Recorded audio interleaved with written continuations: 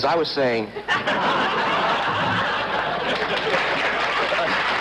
going to be, I told you if I ever came back to television, it would be a cold night. And I realized walking out here a moment ago that this is the first time in what we call my career that I've ever walked out without following that crazy peacock. Quite true. But as we used to say at the YMCA, better a peacock than a goose. The reason well, you're very kind. It's, I'm scared. But I'll get over that quick. But here we all are on the good ship Titanic. And don't worry, it's going to work out. The reason I actually came back was my doctor's advice. It was either this or acupuncture. But it's pleasant to be with you 1 week a month. I mean, it's better than going from door to door, as I have been doing. But I feel, you know, that they say that, well, I've always said that if you quit in time, you can become popular again. Look what it did for President Johnson. And Richard Nixon, they said, you know, you can't make a comeback after 8 years. Well, you can. I can change to any subject. What would you like me to change to?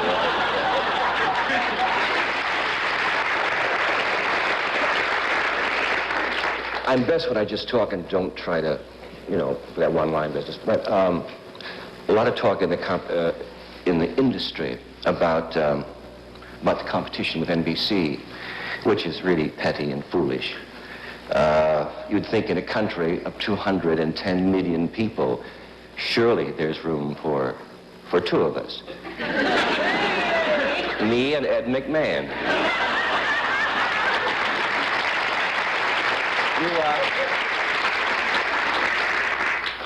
I have a problem, I realize, of a generation gap. There's a whole couple of million people have grown up since I was on, and I got to explain about myself. I'm a rather unusual personality, I guess, but you see, I'm the guy that used to entertain your fathers and mothers and keep them up at night. Obviously not too well, or you wouldn't be here, but then Planned Parenthood tried to get me to work on weekends, but Bishop Sheen talked me out of that. So anyhow, there's so many talk shows on the air now. You see, there was once just one. And now there are so many. You take a child today and show him a picture of the Lord and the Last Supper, and he thinks it's a panel show. He expects an apostle to get up and say, "We'll be right back after this announcement." Let's not overdo the applause sign, fellas. I'm not, you know, I have them now. It's going to be fun. Pretty fun. If I can think of something else to... Now, listen. I had so many things I want to talk about. The first talk show. Did I tell you about that? Okay. The first talk show, obviously, was Adam and Eve. Now, the Bible doesn't say what language was used. Do you notice that? The Bible doesn't say. But I'm sure that one said to the other, "Gee, you look funny." I would just imagine that they said that. I wish they had said something funnier, but you know how those people are.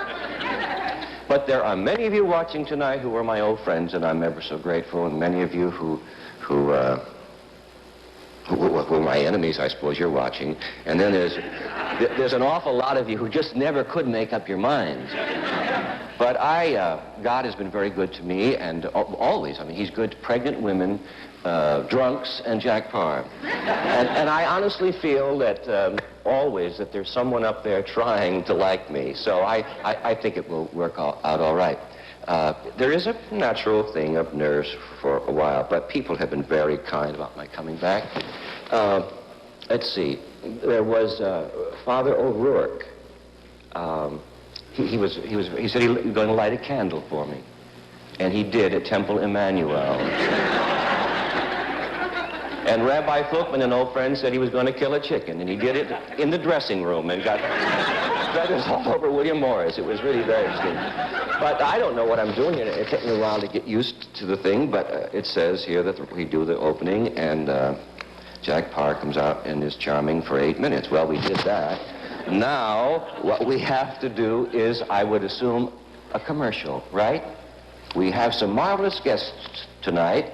Goldie Hawn, Jonathan Winters, Dave Powers, and some unusual films, too, of young Jack Kennedy. We'll be right back after this important message from one of our sponsors. Because the ground roast coffee in this can looks and smells and tastes so much like the freeze-dried coffee in this jar, there seems to be some confusion as to which is which. We only know for sure that the one in the jar has never left any grounds to clean up. Other than that, we can't find much difference.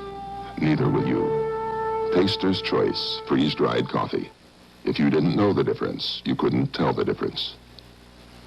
Behold the man suffering the aches and pains of life. Headache, sinus pain, toothache, muscle ache, minor pain of arthritis. For hours of relief from these pains, Excedrin. With more pain relievers, more total strength than any other leading tablet. Excedrin, the extra strength pain reliever.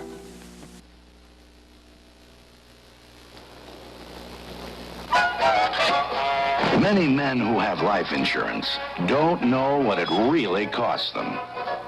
Because the fact is, what you pay in premiums is not the true cost of your life insurance. And some find out too late they pay more than they have to. Sometimes hundreds of dollars more. Sometimes thousands over a lifetime. That's one reason the Banker's Life of Des Moines has prepared this booklet, How to Select the Right Life Insurance Company. It'll give you enough basic knowledge so you can compare companies, their services, and compare their costs. They'll send you the booklet free without sending a salesman. Write The Banker's Life, Des Moines, Iowa. They want you to choose the right life insurance company, even if you don't choose them. I know having a woman announcer is unusual, but she's an old, dear friend of mine. It wasn't actually so very long ago that, about 8 or 9 years ago, that my daughter and she went on our travels used to share the same bedroom because we were cheap, to tell you the truth then. And I used to get up in the middle, about 2 o'clock in the morning, and go over and say, "Peggy, shut up. Let that child go to sleep." Because Randy and she would play password. Now, honestly, I'm not making this up. Now, yesterday and today, Randy's backstage. He's in law school at NYU, and Peggy is also going to college, and now these two girls sit back there doing homework.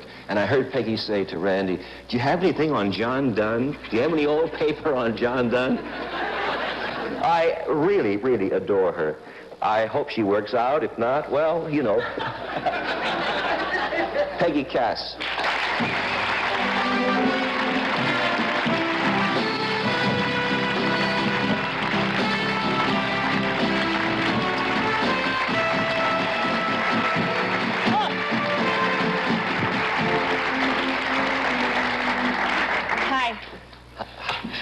You went real well in the beginning there with the warm-up. You did. Yeah, I said, "Jack Paar."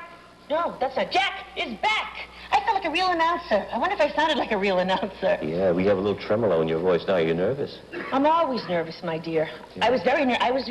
But no, I like it. After all, why shouldn't a woman do that job? I mean, I'm practically a college graduate. I'm a freshman. Which is it really is true. No, but we have 2 women in the orchestra. We have the only woman assistant director in television, and we have Peggy. And it's not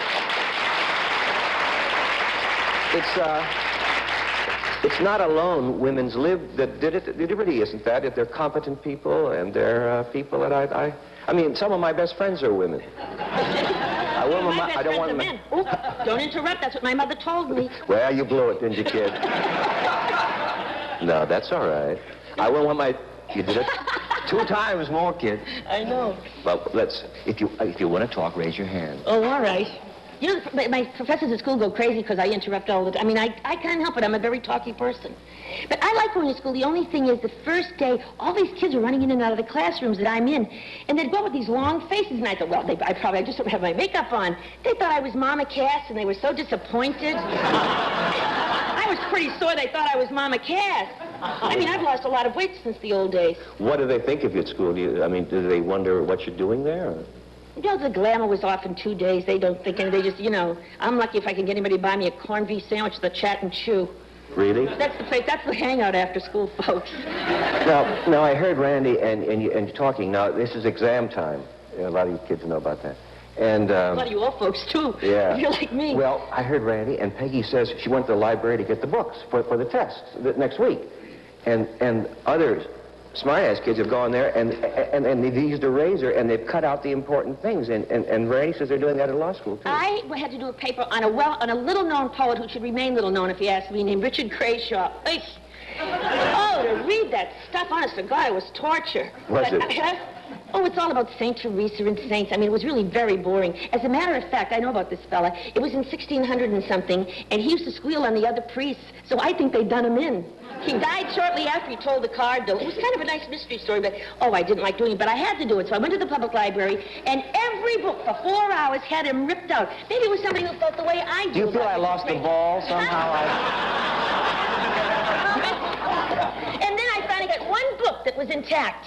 It was in Italian. Yes, they cut the stuff out of the books. Now, so I heard them talking, and Jimmy, our nephew, is here. He's going to Pennsylvania. Penn State? Is that it? University of Pennsylvania. He's a veterinarian. And he said to me, some of those fresh kids at college, you know what they're doing? Is exam time in veterinarian school. Now, this is true. Now, come on. He said, the fresh kids are stealing the frogs. And I said, they're what? He says, it's exam time. They go into the laboratory at night, steal the frogs, take them to their room, and they can do more dissecting there and be up on the examination. And some poor kids don't have any frogs. Isn't that awful? Don't say, oh. Do you feel sorry for the frogs? Well, anyhow, I think you have to go back and... Oh, yeah. Listen, folks, it's my first commercial. Well, goodbye. Ooh.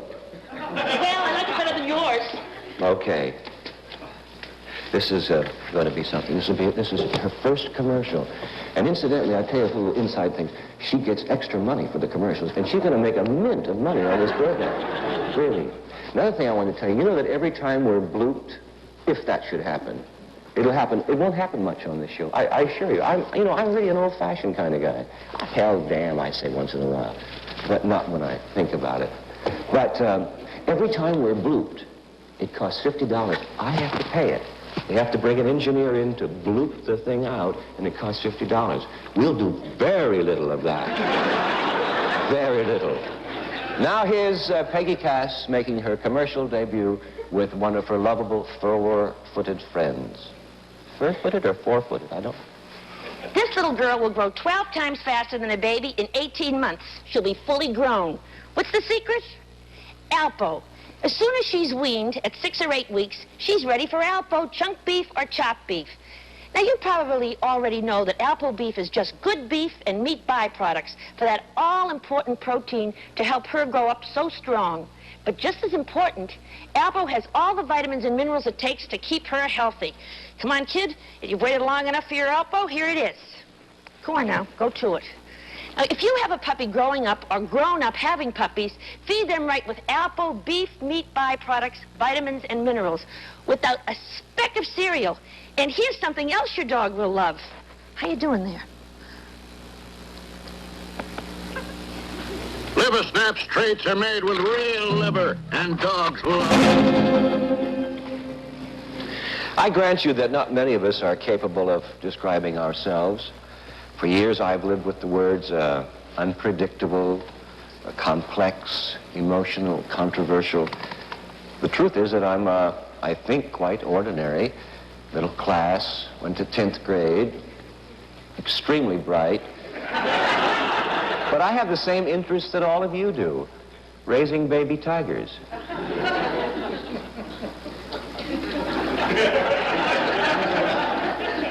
I may never... Oh, yes, just keep talking. That's right.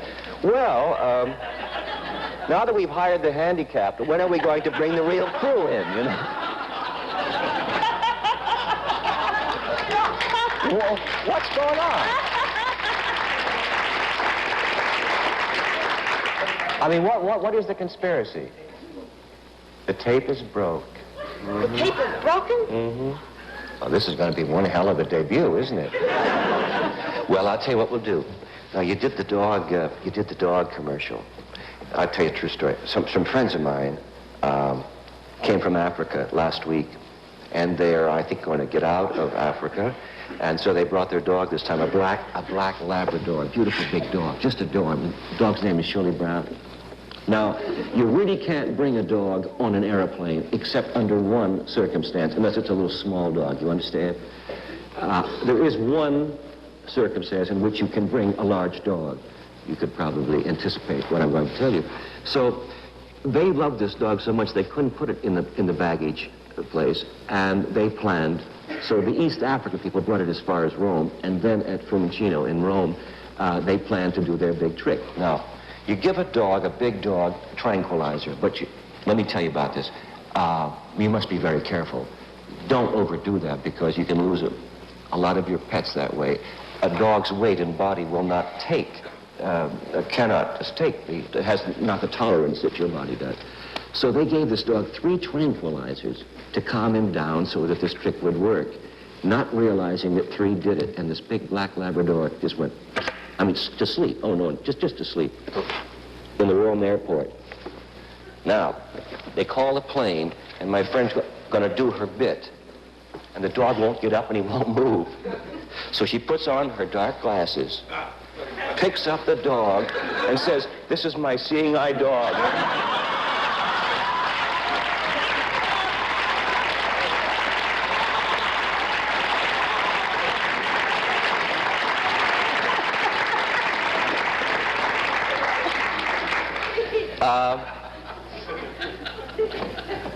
I wonder, is that tape still broken? Somebody fixed it? We found a little Jewish boy in Brooklyn. I told you we should have hired him right off the bat. He was a bright kid. Anyhow, here's something I wanted to show you. It's, I'm raising tigers, and I got a lot to tell you about tigers if you'd like to hear, okay?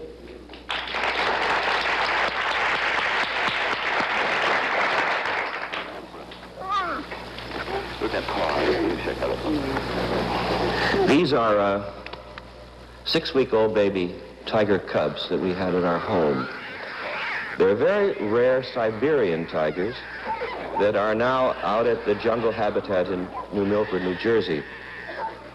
You know that there are only 190 of these beautiful animals left living free. A few in Korea, northeastern China, and Siberia. Now, they're surely one of God's most beautiful creatures, and they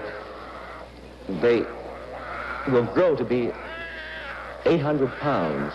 You know, a very large lion rarely is 400. And these Siberian tigers, this little fella, will grow up to be 800 pounds. And we had them out at the house and had them with our dogs, and that's pretty crazy. That's Leica, my German Shepherd, and our little dachshund, Shuki.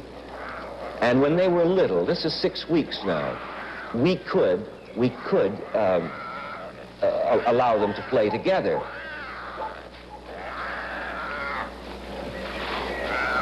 The whole total population of Siberian tigers is only 350. That's captive and free in the whole world. But they're so beautiful. They're not unlike the lions we had at this age. They're all babies, but these are the lions that I had a little difficulty with as they grew up. Now they're about 8 weeks old. This is not done just to amuse you with a picture. They have to be fed that way. See, their mother was not there, and there was no way to keep them alive except feeding them by bottle. Now, what you won't believe, and I ask you to, is that you must do the same with a puppy or a lion or a tiger as you would with a baby.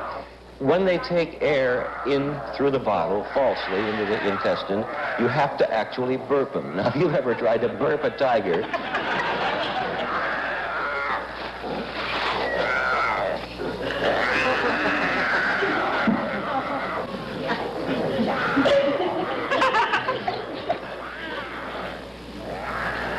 That's Miriam. She's great. She can... Now, at this point, they're probably about 12 weeks. And if they wanted to go, she could never hold them. But the strange thing about these tigers and lions that we've had is that they would rather be with people than take off. It scares the neighbors if we don't do this. But other than that, they would much rather stay with us.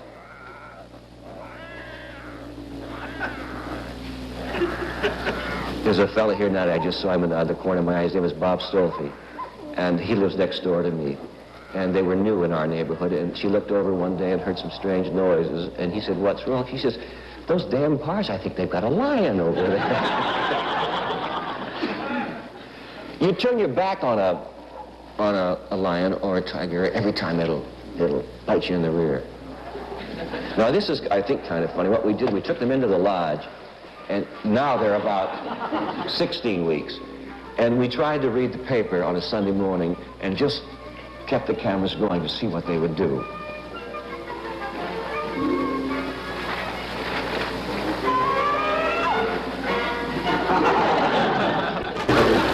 Well, we talk about my aunt who drinks a little.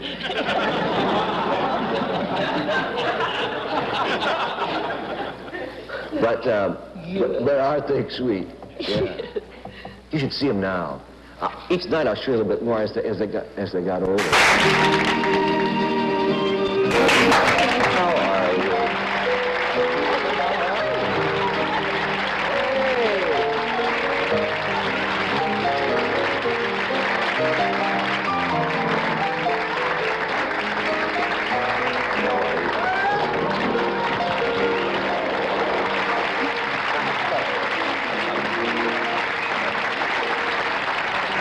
This woman has come to every one of my shows for nearly 12, 15 years. Always there. She was on the air so often, the union made us pay her. And we I will have again. to join the union. I know.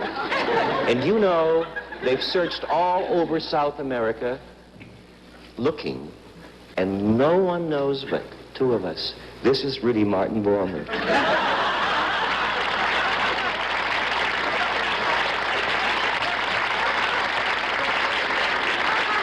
Yeah? All these years, Martin has been right here in the studio. That's what I call being real campy. I came up from Boston. You came up from Boston? Yeah. That's a suburb of the Kennedys, isn't it? Yes. Well, you were from Boston. I'm from Boston. Why did you always come to see me? I mean, there wasn't a lot of money in it. Although I took her to California once, didn't I? You did, yeah. Yeah. Maybe I'll My take... only plane ride to California. No one ever took you anywhere else? I go by bus. Oh, I see. Well, you won't get hijacked that way, will you? I hope not. Yeah. Well, I'll take you somewhere, my darling. And some night when no one shows up, you and I'll talk, and you'll make some money, huh? That'd But in the meantime, go sit down.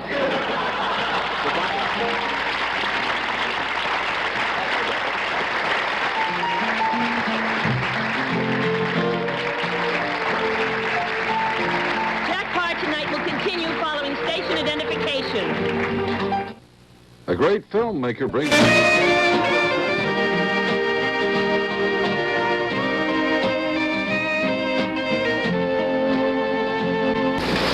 You know, and I apologize to all of you on behalf of all of those goofers, that it's all new equipment we're using in a new setting. And you understand, those things happen. I'll just kill myself, but I think about you. But you can't, these things happen. For instance, this is a new bit. No, I've never used this in my life. This is a microphone, and the transmitter is in here, see? And I'm not wired. Actually, I wanted to show you that I'm only a 34.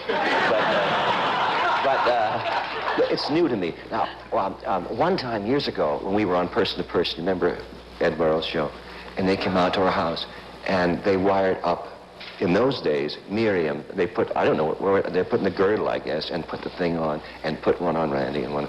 But what poor Miriam, my darling wife, didn't realize was it was on for about a half hour before the program. And she went to the bathroom with Randy, and they're broadcasting the whole thing. I mean, not on the air. Well, yes, to the control room at CBS. Yeah, the whole thing is here and the whole... Listen, when I saw Laugh-In and watched it, I saw this charming youngster. And you see this kind of dumb blonde kind of thing, and with this cute little laugh. And you thought, well, and then they got another one. And she's going to be something. But then you saw Cactus Flower. And there are some moments in that you just know you're in the presence of a very big new star. I met her yesterday for the first time, had lunch with her. And she's an enchanting little thing with an enormous amount of talent, very modest, and unlike that crazy thing that you think about a girl who giggles all the time. Welcome her now, will you? Goldie Hawn.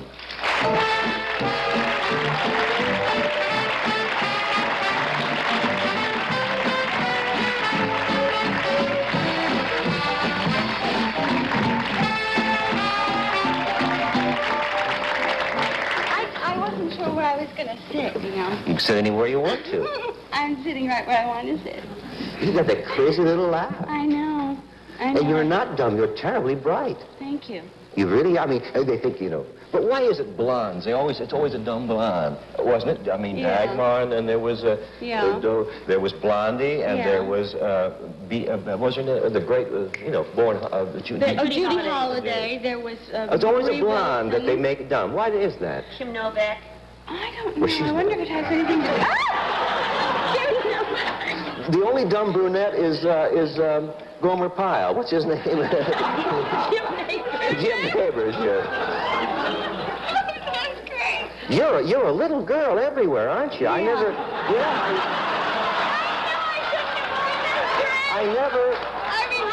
I saw all those sexy pictures that the movie studio sent over. Well, what happened? Is that really you? Yeah, I tell you what. You see, this has got to be a I'd like good to have wedding. I'd like to have a kid brother anyhow to tell you the truth. I've always wanted a nice, soft, cuddly kid brother. Actually, this is even bigger, isn't it? Well, thank God for that, or you'd just be a whole... You have a funny little... I'll tell you something. I'm worried about that, growing up. My mother always used to say to me, because I used to go to dances and everything. Take the hair out of your eyes, too. Yeah, I will. Oh. Okay, go ahead. Relax. Now, you're with Uncle Jack. How's my hair look? How does my hair look? Looks messed. Great! What am I going to say? I'm not going to lie. I left my braces in. It is so exciting back Your braces here. where? In my mouth. I have braces in my mouth. I would tell them everything you know. Am I thinking How's your funny? Wasserman? Have you gotten into that? I mean, your tests are okay? Why, what? Your Wasserman. What's that? Well, I don't... Peggy will tell you what a Wasserman is. I always pass mine, Jack. You talk. What is a Wasserman? Huh? Oh, it's a Jewish dentist. That's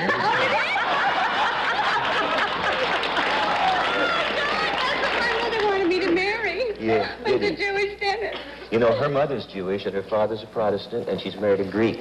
Isn't that the truth? Wait, yeah, well, I hope it's the truth. I mean, do you know that I read a lot, and I read a thing the other day, honey. Yeah. It says, this is what it says, that there is a natural link between those who are rather flat, a small... That's okay. I'm flat-chested. No, I didn't say that. A small bosom. Yes. Or is it bosom? Which is the word they're using now? Things have changed. Bosom. Denotes intelligence. And conversely, a large, well-endowed woman usually has a small... They are correlating these figures. Now, I want you to go into government service right away. I want you to... That's my problem, Yeah. I'm one of them. You're awful cute. Oh. Well, you haven't been spoiled yet. I hope they don't spoil you. I worked real hard at not being spoiled. Good. Yeah, that's why sometimes I get... I talked to George Slaughter today, who produced Laugh-In. And he said to me, Goldie, don't get too heavy on the show. Heavy. Heavy. That's a new word the kids use. Yeah, right. Like, don't get too philosophical. Oh, yeah, because you are a little I that way. am philosophical. Oh, I are you? always have a concept about something, Mm-hmm. and it gets in my way. But that is what has kept me kind of unspoiled, is that I've worked very hard at not being spoiled. Now, you're very young. Did you ever see The Tonight Show? How do I know? Terrific. Yeah. I'm spoiled. There's some girl talk going on that I don't understand.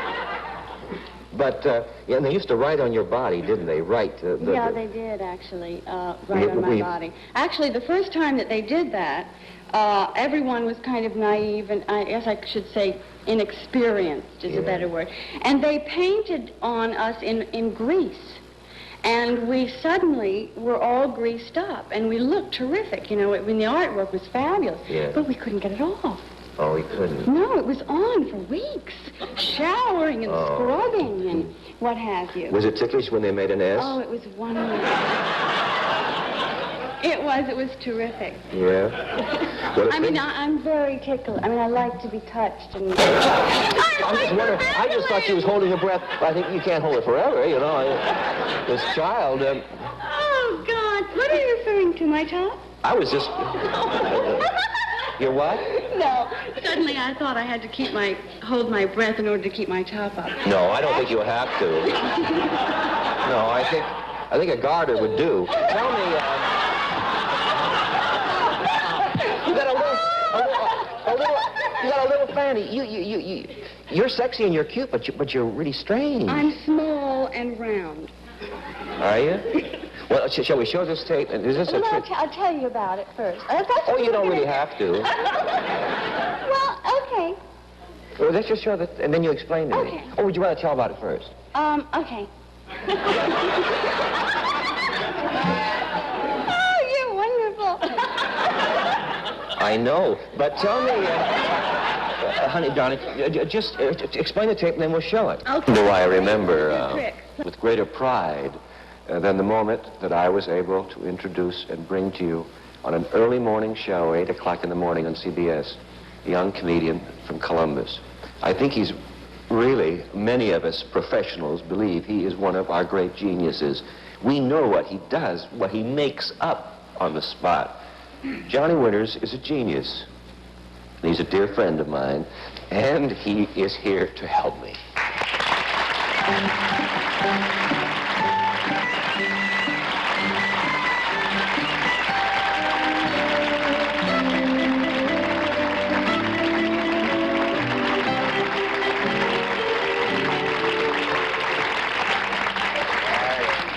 Well, Commander. Hey, you're back on the air, right? And you look good. You haven't changed. No, except your glasses. Yes, I think... Well, how did you get here, Commander? I mean, did you come up the Hudson in a... You think I'm going to say a submarine, don't you? I would think maybe that would... I'm not going to say that. That's because you're mean. Have I hurt you? Ever? Ever? Never. No, only the enemy. Ah, dear. No, I debated about this jacket. And you lost.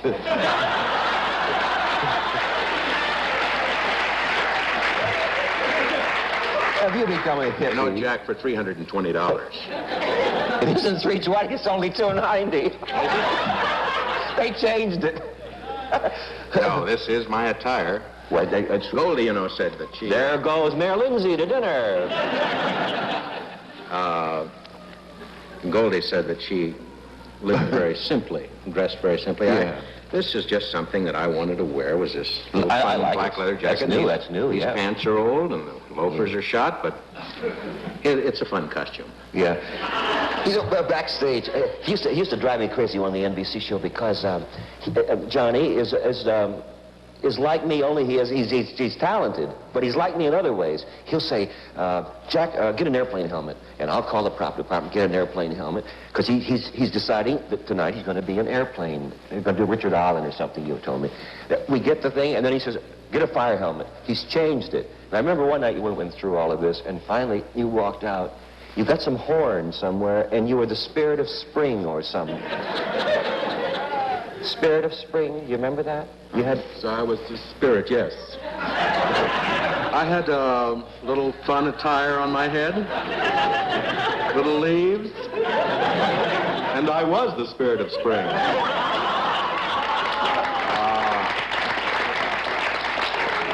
Funny, I'll never forget doing that in the service. Well, you did. I went, oh yes, quickly.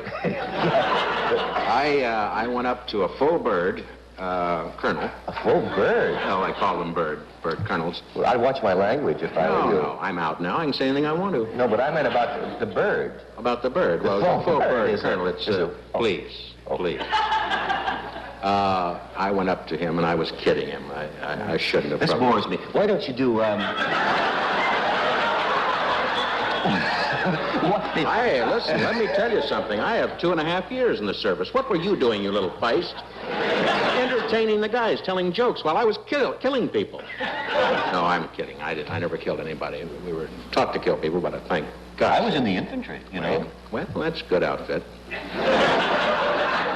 I don't know what I was in. There was a term we used at the time called Asiatic, which means a little squirrely. And I never really knew where I was.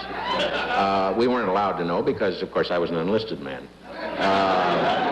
But I knew it was warm. Johnny. And I knew we were in the Pacific. I knew that much. I know.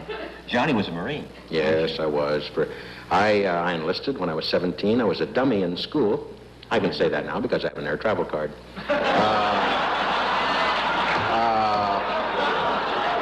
I remember in school, you know, they'd say to my parents, the boy's slow. Which means, of course, you're dumb. And I knew that. I knew that I was slow and dumb. And when the war came along, it was a terrible thing, but it was a great break for me. And I enlisted immediately, and I was immediately taken to a funny place. But I did the best job I knew how, Jack. As I say, I didn't harm anybody. God love you. I think that's enough of that. We'll be back in a moment after this word. Is this another one of these funny movies? I've just got to learn where all the commercials come and everything. And they've got to figure out where they should be, too. Johnny and I did a lot of traveling, as Peggy and I did. But I remember when we went to England, we had a lot of fun. Do you remember? Oh, sure. I think probably the most fun I had was at Fortnum and Mason's, that great store. They have a food store in London where everything's terribly expensive. But the food, they have things like plover eggs. You know what plover eggs are? Plover eggs are from a plover. It's like a little dove, a little bird, and they're transparent. And they sell for about, I think about 6 of them are about 50 pounds, or whatever that is, which is an awful lot. I know it's $3,580. No, not that much. Not that much. But they're very expensive. But I must tell you a little story. When I first went to London, when we first went to London, my wife and I, we went over on the United States. People were traveling on ships then. I think they were. And so we thought that would be a great thing to do, to really go first class. I had a little bit of money from a tiny show that I did, a little 15-minute show. And so we went on the United States. Well, I won't go through. We arrived in Southampton. It was about the hottest period in London in 50 years. I wasn't quite prepared for that. And a lot of the sauce ran out of my gourd. And so Is that a naughty word, gourd? Gourd, this is my... Oh, gourd. Yeah, gourd. An old Indian term. So I remember we arrived in London, and that first evening we went to Simpson's. You know the restaurant well. Yeah. Great restaurant. On the Strand. And the tables are very close together. England is small, as we all know. And, the tables are very, you're just like this. You're just like this. Here in the States, you know, you can go into a restaurant, a big restaurant, and of course, even a small one, and the tables are not really too close together. So my wife and I sat down, and next to us was this very English couple. Sort of, and I remember vaguely the conversation. It was kind of a strange thing because I didn't know whether he was married to her or they were friends. I didn't know what the story was. But this is the conversation. And the woman talked very rapidly. We have the same type of woman in this country from time to time. Sort of a Gatling gun type of delivery, and this was something like the conversation went. And she said, "Oh, I saw Peter Wentworth this past evening. He doesn't look well at all. His face is rather thin drawn. You know, he's rather strange. I know he was in the military for a short time. He had held this little funny pug dog, the face drawn in, pushed in, so it looked like he was dead for some time. I don't know. He put it on the ground, the thing fell over and went away. And the man that she was with, as I say, I don't know what the story was, I won't know to this day, but he would lean forward and say, and then she would continue, and she said, you know, about a fortnight ago, I was in the country. I saw Mrs. Langworth, who was a lovely lady, in her rather lovely clothes, and we were shopping. We'd gone to Harrods for a few days, and she did not look well at all. Her mind is failing. She's in her 30s. You have your mind failing in the 30s. No, it's rather tragic, but she's not well. Little tiny feet. I always remember her tiny feet. And he would lean forward and say, This conversation went on for about 45 minutes. And finally, he reached in his pocket and pulled out a large gold Victorian watch. Opened it up and he said, "My dear, if we're to go to the theater, I think we best push on." And she said, Listen, it's very quick. Do you mind if I move on? You don't mind. You know, if I have to. I know you got to go, and I've got to move on. No, but I don't. You see, he has a problem. He has a problem here. I have to shuffle the guests a little bit, right? Cheapo act out. So that's I can't help but see. I got to do the commercial, and I fly all the way across the country and. Oh. Listen, it's been wonderful. Yeah, but God knows what you did. You came and helped an old man. He marks all that stuff down. Bless your heart. I want to tell you, very honestly, I wouldn't have missed these brief moments. No, for the world. I do want to say this, in passing. Some of the greatest moments I've had in TV have been with this guy, and I thank him.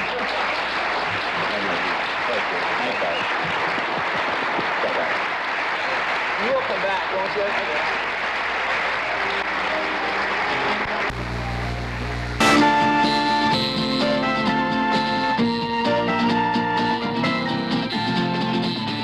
We're way over. I've tried to put too many things in this first tonight, but I want to do these things from.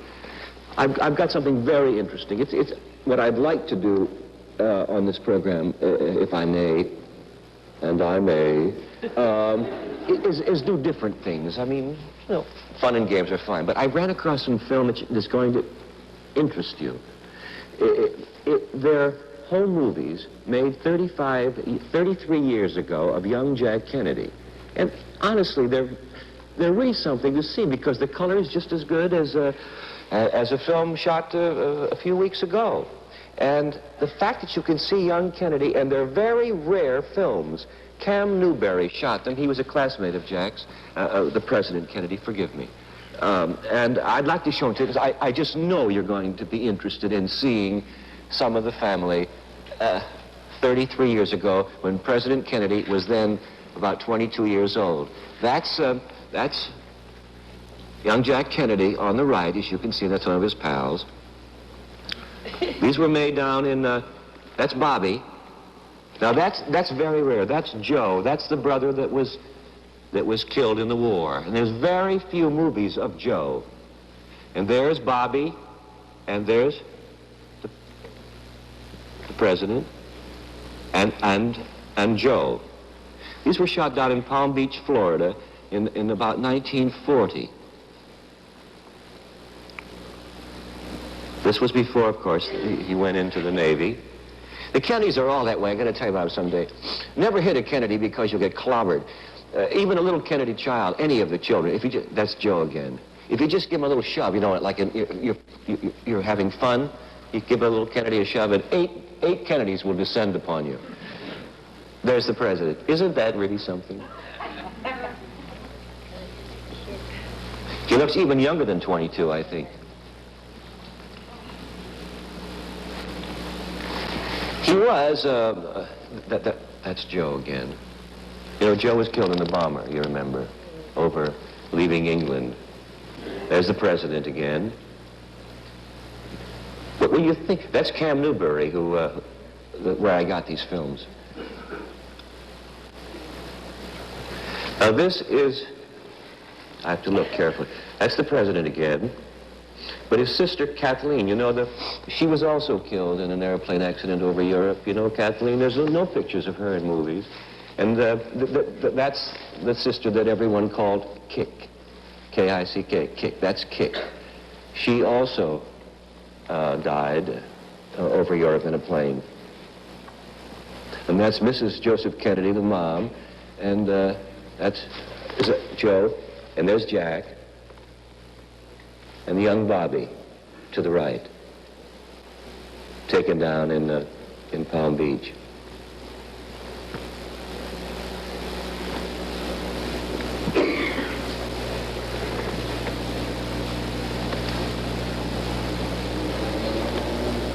Everyone tells me how witty and how much fun she was, Kick. This is the president and Bobby coming out of the home. Now this is taken a little bit later. This was at the Maryland Hunt, a kind of a social affair down in Maryland.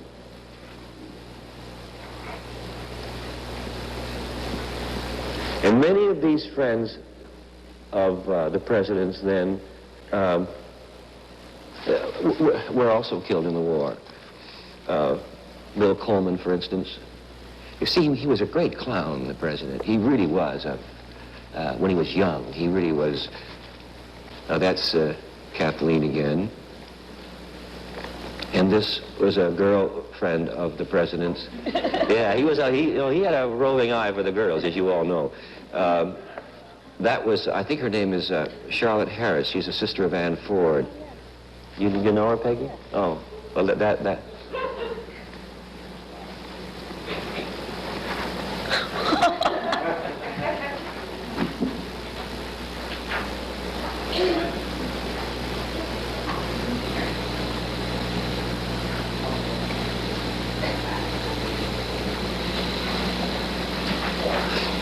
Well, this is a little clowning around, you know, guys with a drink or two, having a little fun at that Hunt ball that night. Now this, I believe, is after the war at the Bath and Tennis Club in Palm Beach. The president would then be 28 years old. And one of the president's best friends, as a matter of fact, actually, his two best friends are here this evening. One is in the audience and is a very dear friend of mine. His name is Lem Billings, who's just like a Kennedy, actually. And he was Jack's greatest friend all through school, Choate. And they were inseparable. They were like brothers. And he's here, and then later we'll have Dave Powers. This was made fishing off of Palm Beach. This was after the war, and the president was then 28. I got these pictures and had prints made and was able to give them the other, well, 2 months ago to young John, his son, and Caroline. And they had never seen them. This was, I think, the Speed Club at Harvard, which is a social club. The president is on the left. Did you see it? It was real quick.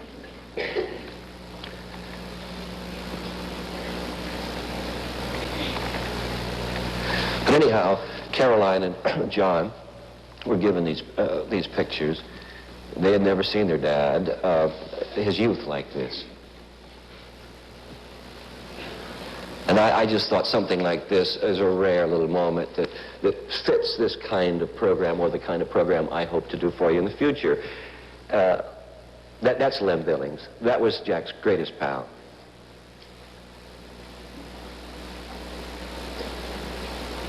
Lem now takes care of all Bobby's children and helps Ethel. And he's a grand fellow, very, very funny guy. Yeah. I hope you enjoy a thing like that.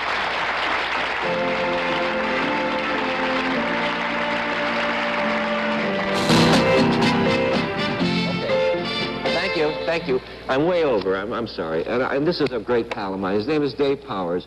Now, after the president, when Mr. Kennedy became the president, then things changed and his friends changed politically.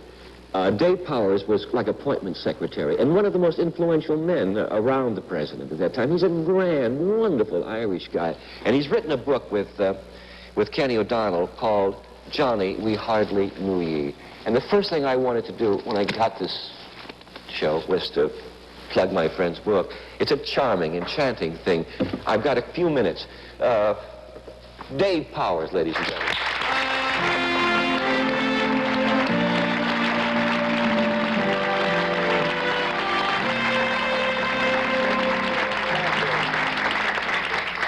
Very few people, I can tell you more about Dave than letting him talk. Very few people knew the president or were around the president more than this man. This was the man that would spend time with the president when everybody else went home and when Jacqueline had the children somewhere. This was the man that sat with the president, prayed with the president, and used to leave him every night by saying, well, you know, the president hated to be alone, and during the last summer of his life, Jackie was having the baby, and every night we'd swim together and go over to the Truman balcony and have a little bite to eat. And then he liked to hit the sack around 11 o'clock, and as he rolled in, he'd hate me to tell this story because with him his religion was very, very private. But he always knelt down on the floor. Did he? To say his prayers, and I must have bony knees or something because I kneel in bed. And then as he sort of rolled into the sack, he'd say, "Good night, pal."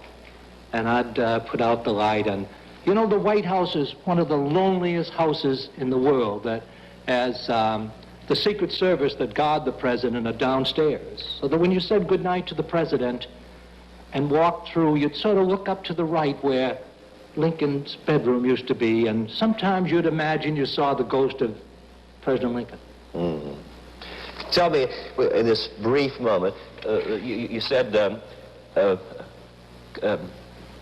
about entering a church, and didn't a priest give him three? Was it three? How would that? Well, we had, you know, we old Irish, we believe that the first time you visit a church, you can make 3 wishes. It's an old superstition, and I had told the president about it, Jack, and we're at the Holy Family Church in Anchorage, Alaska, and as the president, then the senator, is walking down the middle of the aisle, I reminded him about the 3 wishes. And as he genuflected and looked toward the altar, I could hear him whisper, New York, Pennsylvania, and Texas. Oh. Dave,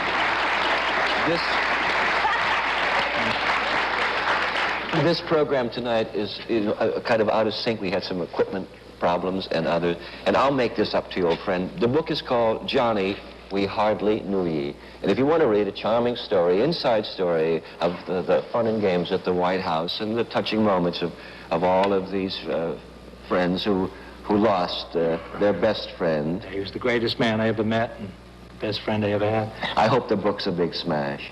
Are you happy down there up in Boston? I am. And Jack, this is a book we owed him. Yeah, well, it's a beautiful book. You and Kenny, it's a beautiful book. You know, well, I got so much to talk to you about, but you were one of the most influential men in the White House, quietly. People don't, but that's so. Now you're up in Boston. Do you miss having a little power? I do. No, you never miss power because, you know, if you're around the president, you never lost your humility. Mm-hmm. So now, when I'm doing It's a Labor of Love, I'm able to gather all the memorabilia that'll be part of the Kennedy Library and, in a way, do something for a man who did so much for me. I love you. I love your book, too. You tell Kenny it's really enchanting, and I'm sorry that I don't have more time. Listen, just to walk here and see you is worth it. Well, I'll learn how to do this program sometime. But I thought really was pretty good. Coming up next, a message for everyone, if they can get it going.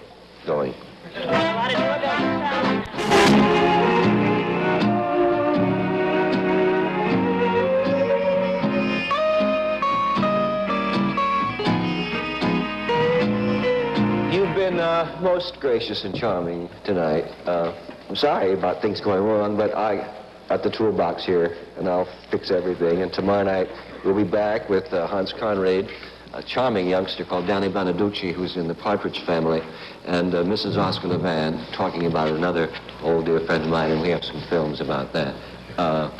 Thank you very much, and now everybody back to your own beds. Good night.